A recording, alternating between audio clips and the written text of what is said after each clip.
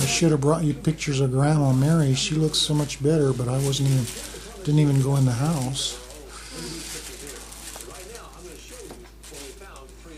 She's looking better, Mom? Better than what she's in nursing home?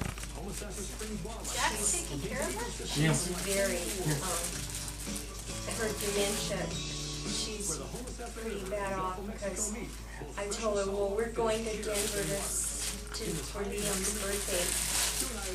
And she says, oh, is he married?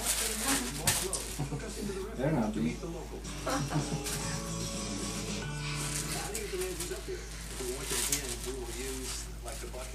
No, man. So I said, oh, he's 3 years old. He's Valerie's little baby. And she says, well, I just didn't finish saying my sentence. She talks a lot of nonsense.